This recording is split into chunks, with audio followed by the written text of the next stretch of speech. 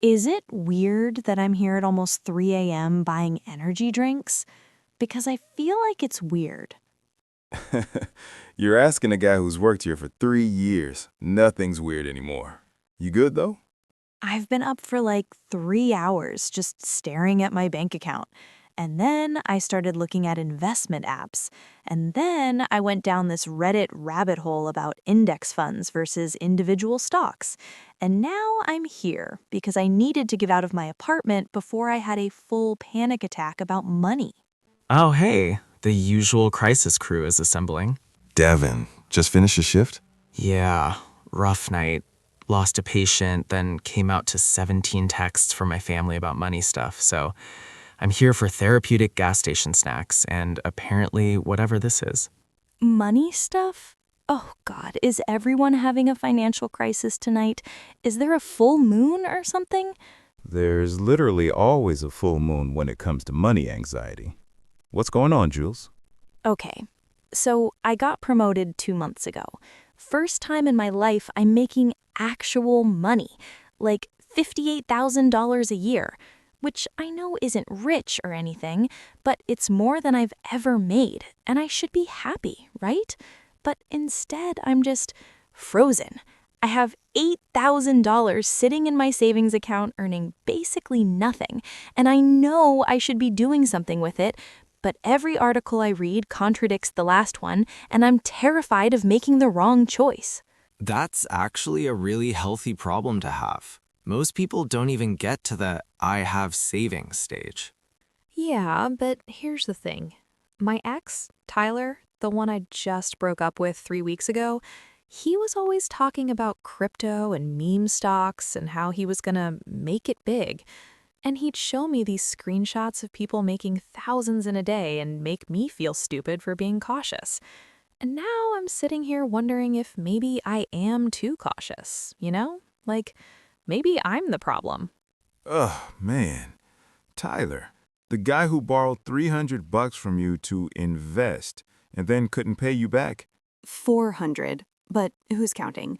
And yes, that Tyler. And I know he was being reckless, but at least he was doing something. I'm just paralyzed, and I hate it. Jules, can I tell you something? Doing nothing is sometimes way better than doing the wrong thing. Trust me. Facts. I learned that the hard way. Wait, Marcus, didn't you tell me once you were like really in debt? What happened with that? Oh, yeah. $50,000 in credit card debt by the time I was 25. Want to know how I got there? By doing something. Lots of somethings. All the wrong somethings. I was the guy saying yes to every purchase, every investment opportunity, every limited time offer.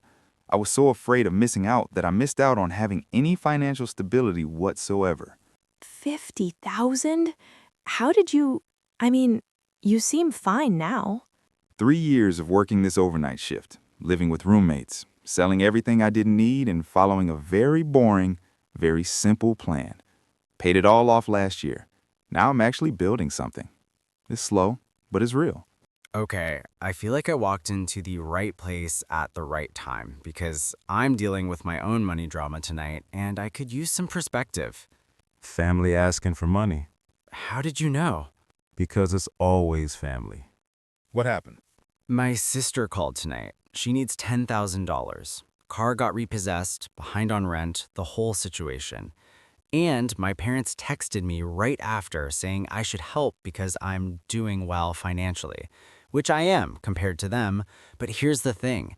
I've been investing for 5 years. I've built up $45,000 in my retirement accounts. I make $72,000 a year, which is good, but it's not like I'm rich. And not $10,000, man, that would hurt. But it's your sister, though. Don't you kind of have to help?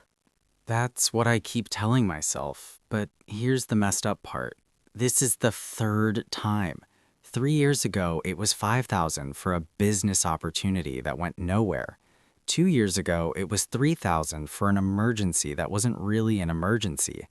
And both times I said yes because I felt guilty, because they act like I'm selfish for having my life together. And every time I tell myself it's the last time, but it never is. Did she pay you back those other times? No, and she won't this time either. I already know that. So really, we're talking about me giving her $10,000, not lending it. Okay, but wait. Can we back up? Devon, you have $45,000 invested? How? You're only like 30? Just turned 30 last month. Yeah, and it's not magic. I started when I was 25. I put away $500 a month into my 401k. Employer matches 3%. And I put another $300 into a Roth IRA when I can. That's $800 a month, which I know sounds like a lot, but That is a lot. I barely have $800 left after all my bills and student loans. yeah, but you just got promoted. Your income went up, right? This is the perfect time to start, even if it's just a little bit. I started with $50 a month, literally $50. That was all I could swing. But here's the thing that changed everything for me. I treated it like a bill, like rent, like it wasn't optional. That's exactly what I do now, too. First thing when I get paid, money moves automatically. I don't even see it. Can't spend what you don't see. You know what's funny? I spent 6 months researching before I made my first investment. 6 months. And you know what I finally did? I just bought a target date retirement fund. One fund. That's it. It automatically adjusts as I get older, has stocks and bonds, super diversified. Boring as hell. Best decision I ever made. Wait, seriously? That's it? For my 401k, yeah. My Roth IRA is a little different. I have a 3 funds portfolio. Total stock market, international stocks, and bonds. Also super boring. Also working great. The secret that took me years to learn is that investing doesn't have to be exciting. In fact, it probably shouldn't be. That's the opposite of what Tyler was doing, huh, Jules? God, don't even remind me. He was always talking about his plays and diamond hands and all this garbage. And meanwhile, he couldn't even pay his half of dinner. Can I ask you something, Jules? What are you actually afraid of? Like, if you think about starting to invest that $8,000 you have saved, what's the fear? That I'll lose it all. That I'll pick the wrong thing and watch my money disappear. That I'll end up one of those people who loses everything in a crash. That I'll end up like my mom, who invested in some scheme in the 90s and lost $12,000 and never recovered financially. That I'm not smart enough to do this. Okay, those are all valid fears, every single one. But let me ask you this. What happens if you don't invest? I mean, nothing? The money just sits there? No, it loses value. Inflation is eating it. If inflation is 3% a year, that $8,000 will only be worth like $7,700 in buying power next year, and $7,500 the year after that. Just sitting there, getting weaker. At least if you invest it, even conservatively, you've got a shot at actually growing your wealth. And here's the thing about market crashes. They happen, for sure. But you know what else happens? The market recovers. Always has. If you're young, which you are, time is on your side. Way on your side. But how do you not panic when it drops? Like if I put money in and the market drops 20%, I feel like I would lose my mind. You know what helped me? I stopped looking at it. Seriously. I check my accounts maybe once a quarter. That's it.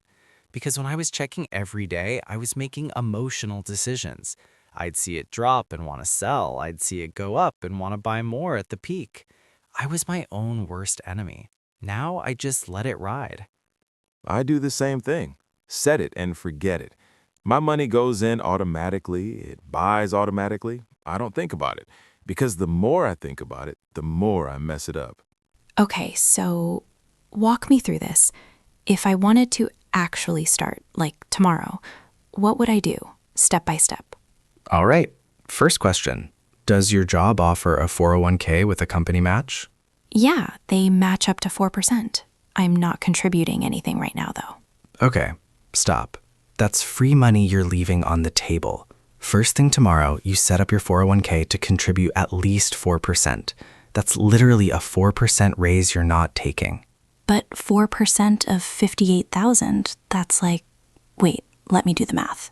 About $200 a month, which sounds like a lot, but remember, it comes out pre-tax, so your take-home pay only drops by like $150 or so. I can do that. Yeah, I can definitely do that. Good. And when you set it up, look for either a target date retirement fund, something like Target 2060, or whatever year is about 30 years from now. Or if they don't have that, find the total stock market index fund. Those are usually called something like S&P 500 index fund or total market index fund. Pick one, put everything in it, don't overthink it. Okay, I can do that. What about the 8,000 I already have saved? Do you have any credit card debt? No, I paid that off last year. Just have the 15,000 in student loans. What's the interest rate on those? Like 4.5%, something like that. Okay, so that's low enough that investing probably makes more sense than paying it off early. Here's what I do with that 8,000. First, keep 3 months of expenses as an emergency fund. That's your safety net. Never touch it unless it's a real emergency. What's your rent and basic expenses each month? Rent is $1,200, and with groceries and stuff, probably $1,800 total, maybe $2,000 to be safe. So keep 6,000 as your emergency fund. That's 3 months. Put it in a high-yield savings account, something that earns at least 4% interest. Then take the remaining 2,000 and open a Roth IRA. What's a Roth IRA? I keep hearing about it, but I don't really understand it. It's like a retirement account. But the cool thing is you put money in after taxes. And then when you retire, all the growth is tax-free. So if you put in $2,000 now and it grows to $20,000 in 30 years, you get all $20,000 tax-free. Exactly. And you can put in up to $7,000 a year. So that $2,000 is a good start, and then you can add to it throughout the year. Same deal with the investment choices. Just pick a target date fund or a total market index fund. This is... I don't know. It sounds so simple when you say it like that. Why does everyone make it sound so complicated? Because complicated sells. Simple doesn't. Nobody can sell you a course on just buy index funds and wait 30 years. There's no drama in that, no excitement, but that's what works. The finance industry wants you to think you need them, that you need someone to actively manage your money, pick the hot stocks, time the market. But study after study shows that almost no one can beat a simple index fund over the long term. The people who do are either lucky or lying about their returns. So Tyler was an idiot? Tyler was doing what a lot of young guys do, treating investing like gambling because it feels more exciting. But gambling isn't investing. Investing is boring. Investing is consistent. Investing is putting money in and not touching it for decades. I'm feeling so much better right now. Like I came in here having a panic attack, and now I actually have a plan. Is that weird? That's not weird at all. Having a plan is everything. The anxiety isn't really about money. It's about not knowing what to do. So, Devon, what are you going to tell your sister? I've been thinking about it all night, and I think I'm gonna say no. For real this time. Not a maybe, not a let me think about it, just no. Because the truth is, giving her that money isn't helping her. It's enabling her. And it's hurting me. That $10,000 is 2 years of investing. That's potentially $30,000 or $40,000 by the time I retire if it grows. That's real money. My future money. But won't your family be mad? Probably. Yeah. They'll say I'm selfish.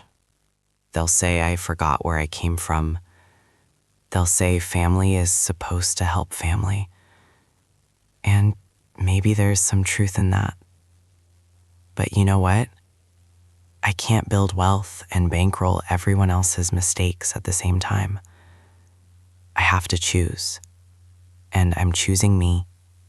that doesn't make me a bad person. That's probably the hardest part about building wealth that nobody talks about. The guilt, the pressure. Everyone around you who sees you doing well and thinks that means you owe them something. When I started investing 5 years ago, people in my family made fun of me, called me Mr. Wall Street, said I was acting white, said I thought I was better than them. And now that it's working, now that I actually have some money saved, those same people want me to share. But they didn't want to share the process. They didn't want to hear about budgeting or investing or delayed gratification. They just want the results. That's so frustrating. It is, but it's also taught me something important. You can't save people who don't want to save themselves. The best thing I can do for my family is be an example. Show them it's possible. Maybe one day they'll ask me how I did it instead of asking me for money. And if they do, I'll help. I'll teach them everything I know, but I can't do it for them. Man, that hit different. I needed to hear that too. Can I ask you guys something? Do you ever feel like everyone else has it figured out except you? Like everyone on Instagram is buying houses and going on vacations, and you're just trying to not overdraft your checking account? All the time. But here's what I learned when I was paying off my debt. Most of those people are lying or going deeper in debt to keep up appearances. I was one of them. I was the guy posting pictures from trips I couldn't afford, eating at restaurants on credit cards I couldn't pay off, buying clothes to impress people I didn't even like. And inside, I was drowning. The people who are actually building wealth, you'd never know it. They're quiet about it. They're the ones driving the 10-year-old car and living in the modest apartment and saying no to things. They're boring on Instagram, but they're winning in real life. God, I needed this conversation. I feel like I can actually breathe now, like I'm not drowning anymore. You know what's funny? We've been here for like 20 minutes, and I haven't had a single customer. It's just us. Maybe that's what we all needed. Just space to talk about this stuff without judgment. You guys should start a podcast or something. Gas station financial therapy at 3 a.m. I'm good. I like my life exactly how it is. Low stress, no spotlight. This job lets me think, read, work on myself. I make enough to cover my bills, invest a little, and actually enjoy my life. I'm not trying to get rich. I'm trying to be free. That's really what wealth is, though, isn't it? Freedom. Not stuff. Not impressing people. Just having options. Being able to say no to things you don't want to do. I want that. I want to be able to wake up and not check my bank account with anxiety. I want to be able to say no to my family when they're being ridiculous. I want to know I'm going to be okay when I'm old. Then you start tomorrow. For real. You set up that 401k. You move that $6,000 to a high-yield savings account. You open that Roth IRA. And then you do the hardest part. What's the hardest part? You leave it alone. You don't check it every day. You don't panic when it drops. You don't get greedy when it goes up. You just let time do its thing. And you keep living your life. You don't become obsessed. You don't sacrifice everything. You just make it a part of your routine, like brushing your teeth. Boring, consistent, effective. Can I tell you guys something? Tyler used to say I was boring because I didn't want to take risks. And I internalized that. I thought being cautious meant I was a failure or something. But tonight, sitting here with you guys, I realized being boring is actually smart. Being boring is how you win. Tyler is probably still broke and blaming the market. Meanwhile, you're about to start building real wealth. Boring wealth. The best kind. God, why didn't I break up with him sooner? You know what I'm gonna do when I get home? I'm gonna write my sister a message. A nice one. I'm gonna tell her I love her, and I can't help financially, but I can help her build a budget if she wants. I can show her what worked for me. I can be there for her in ways that actually matter. That's real love, not enabling. Teaching.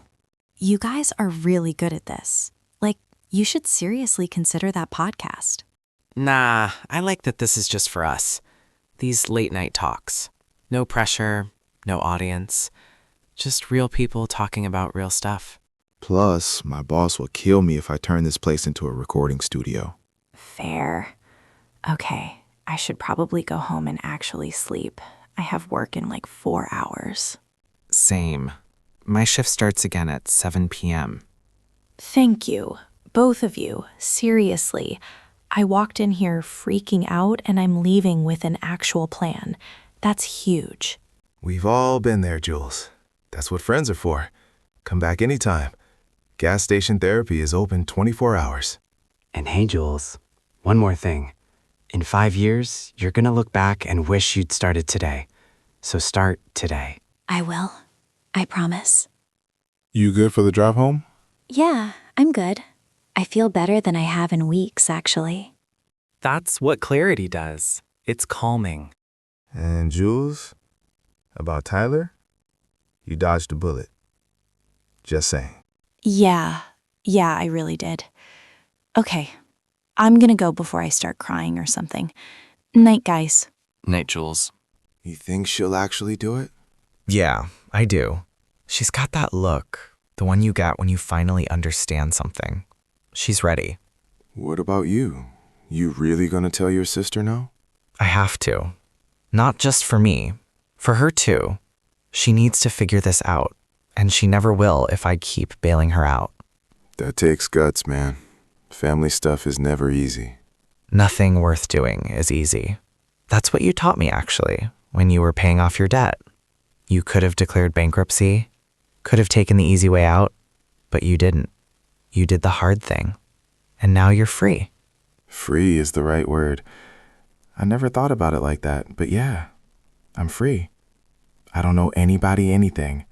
My money is mine. My time is mine.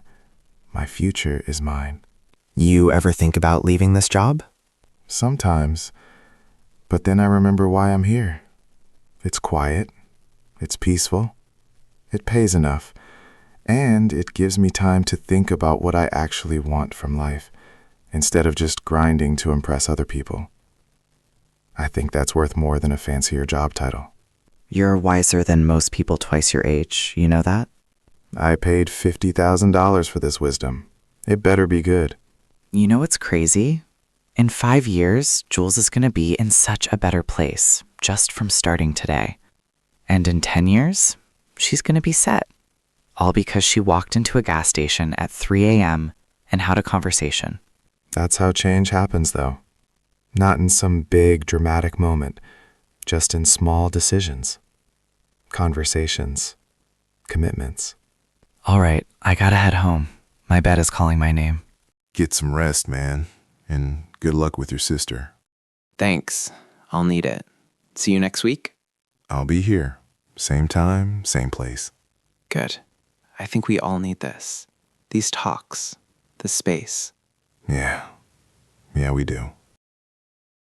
This story is for entertainment purposes only and does not constitute professional financial advice.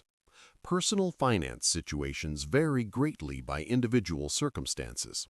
Before making any financial decisions, please consult with a qualified financial advisor, tax professional, or certified financial planner.